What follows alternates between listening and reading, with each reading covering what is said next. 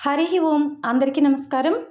మనలో చాలామందికి సత్సంగము అంటే ఏమిటి, దాని అర్థం ఏంటి, అది ఎలా చేయాలి, దాని యొక్క ఫలితం ఏంటో ఎన్నో సందేహాలు ఉంటాయి కదా.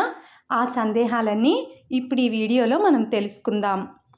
ఒకసారి నారద మహర్షి శ్రీ మహావిష్ణువు వద్దకు వెళ్ళి సత్సంగము అంటే ఏమిటి అని చెప్పి దాని యొక్క ఫలితాన్ని వివరించమని శ్రీ మహావిష్ణువుని కోరుకుంటాడు. అప్పుడు శ్రీ మహావిష్ణువు, ఓస్ ఇంతేనా, ఇంత చిన్న విషయాన్ని సందేహంగా నువ్వు నా దగ్గరికి వచ్చి అడుగుతున్నావా అని నవ్వుతాడు. అప్పుడు నారద మహర్షి, అదేంటి స్వామి, నా సందేహం మీకు ఇంత చిన్న సమస్యగా కనిపిస్తుందా అని అంటాడు. అంతే నారదా, అదిగో అక్కడ ఒక పురుగు పాకుతోంది, వెళ్ళి దాన్ని అడుగు అని విష్ణుమూర్తి చెప్తాడు. అప్పుడు నారదుడు ఆ పురుగు వద్దకు వెళ్ళి సత్సంగం అంటే ఏమిటి అని అడుగుతాడు. అప్పుడు ఆ పురుగు సత్సంగం అంటే అంటూ ప్రాణం వదిలేస్తుంది. నారద మహర్షి ఇదేంటబ్బా ఇలా జరిగింది అనుకుంటూ మళ్ళీ శ్రీ మహావిష్ణువు దగ్గరికి వస్తాడు.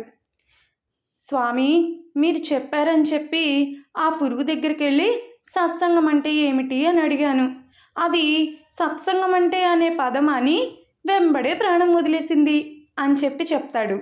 అప్పుడు శ్రీ మహావిష్ణువు, ఓహో అలాగా, అయితే పురిటి నొప్పులు పడుతున్నటువంటి ఆ ఆవు దగ్గరికి వెళ్ళి అప్పుడే పుడుతున్న కోడి దూడను అడుగు అని చెప్తాడు. అప్పుడు నారద మహర్షి సరే అని ఆ కోడిదూడ దగ్గరికి వెళ్ళి సత్సంగం అంటే ఏమిటి అని మళ్ళీ అడుగుతాడు. అప్పుడు ఆ కోడిదూడ సత్సంగం అంటే అనే పదం వినగానే ప్రాణం వదిలేస్తుంది. మళ్ళీ నారద మహర్షి బాధపడుతూ శ్రీ మహావిష్ణువు వద్దకు వస్తాడు. శ్రీ మహావిష్ణువుని మళ్ళీ ఈ విధంగా ప్రశ్నిస్తాడు. ఇదేంటి స్వామి, ఈ కోడిదూడ కూడా వెంబడే అలా ప్రాణం వదిలేసింది నేను అడగగానే అని చెప్పి చెప్తాడు. అప్పుడు శ్రీ మహావిష్ణువు నవ్వుతూ, అయితే అక్కడ ఒక లేడిపిల్ల ఇప్పుడే పుట్టింది, వెళ్ళి దాన్ని అడుగు అంటాడు. అప్పుడు నారద మహర్షి ఆ లేడిపిల్ల వద్దకు వెళ్ళి సత్సంగం అంటే ఏమిటి అని ప్రశ్నిస్తాడు. నారద మహర్షి ప్రశ్న వినగానే ఆ లేడిపిల్ల కూడా ప్రాణం వదిలేస్తుంది. ఇదేంటబ్బా ఇలా జరుగుతుంది అనుకుంటూ చాలా బాధపడుతూ నారద మహర్షి మళ్ళీ శ్రీ మహావిష్ణువు వద్దకు వెళ్ళి ఇదేంటి స్వామి, ప్రతిసారి ఇలా జరుగుతుంది అని బాధపడతాడు. అప్పుడు మహావిష్ణువు చిద్విలాసంగా నవ్వుతూ, నారదా, కాశీరాజుకు ఒక చక్కటి కొడుకు పుట్టబోతున్నాడు, అతడిని అడిగి నీ సందేహం తీర్చుకో అంటాడు. అప్పుడు నారదుడు, స్వామి, మీరు నా సందేహం తీర్చుకునేందుకు వెళ్ళమంటున్నారా, లేక బిడ్డకు ఏదైనా అపాయం జరిగితే నాకు దేహశుద్ధి చేస్తారనే ఉద్దేశంతో వెళ్ళమంటున్నారా అని అడుగుతాడు. అప్పుడు శ్రీ మహావిష్ణువు, అటువంటిదేమీ జరగదులే, ఈసారి నీ సందేహం తప్పకుండా తీరుతుంది, నీ రాకతో వాళ్ళంతా సంతోషిస్తారు అని చెప్తాడు.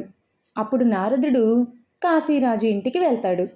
కొడుకు పుట్టిన ఆనందంలో అక్కడ వాళ్ళంతా ఘనంగా సంబరాలు జరుపుకుంటూ ఉంటారు. సరిగ్గా అదే సమయంలో నారదుడు అక్కడికి వెళ్ళడంతో వారంతా సంతోషంతో స్వాగతం పలికి అతిథి మర్యాదలు చేస్తారు. నారదుడు ఆ బిడ్డను ఆశీర్వదించి నా సందేహం తీర్చవలసింది అంటూ వచ్చిన విషయాన్ని వివరిస్తాడు. అప్పుడు ఆ బిడ్డ, స్వామి, మీరు నన్ను ఈ ప్రశ్న ముందు పురుగుగా ఉన్నప్పుడు, తర్వాత కోడెదూడగా ఉన్నప్పుడు, ఆ తర్వాత జింక పిల్లగా ఉన్నప్పుడు వేశారు. ఆ మాట వినడం వల్లనే ఆ జన్మలన్నీ రహితమైపోయి ఈ జన్మ నాకు ప్రాప్తించింది. అంటే కేవలం సత్సంగం అనే ఒక్క మాట వినడంతోనే నాకు ఒకదాని తర్వాత మరొకటి ఇన్ని పవిత్ర జన్మలు లభించాయి కదా.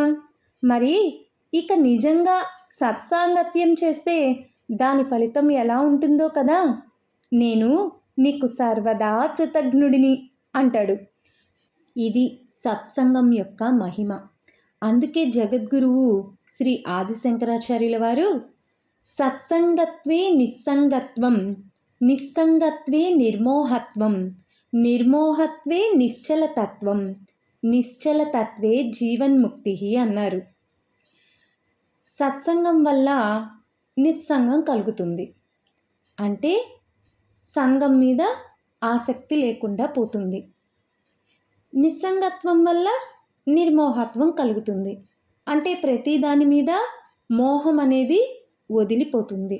దేని పట్ల మోహం లేకపోతే నిర్మోహత్వే నిశ్చలతత్వం. నిశ్చలమైన తత్వం ఏంటో అసలైన ఆధ్యాత్మిక భావన ఏర్పడుతుంది. నిశ్చలతత్వే జీవన్ముక్తి. అప్పుడే జీవితానికి ముక్తి లభిస్తుంది, జీవుడు ముక్తుడవుతాడు అని అర్థం. సంగము అంటే అన్నిటి మీద ప్రగాఢమైన అనుబంధాన్ని ఏర్పరచుకోవడం. నిస్సంగం అంటే దేని మీద ఏ విధమైనటువంటి ఆసక్తి అనురక్తి లేకపోవడం. సంగం అనేది సంకెళ్ళ వలె మానవుని బంధిస్తుంది. విషయ వాసనలు తగులుకునే కొద్దీ మానవుడు పతనమైపోతాడు. వీటన్నిటికీ విరుగుడు సత్సంగం. సత్సంగమే పరమాత్మను చేరడానికి సులభమైన మార్గం. దీన్ని బట్టి సత్సంగం అంటే ఏంటో, మహాపురుషుల సత్సంగం వలన మనకి ఈ మానవ జన్మ లభించింది కదా, మరి దీనిని సార్థకం చేసుకోవాలి తప్ప పతనం చేసుకోకూడదు అని ఈ కథ యొక్క సారాంశం. అందరికీ హరి ఓం. సర్వం శ్రీ కృష్ణార్పణమస్తు.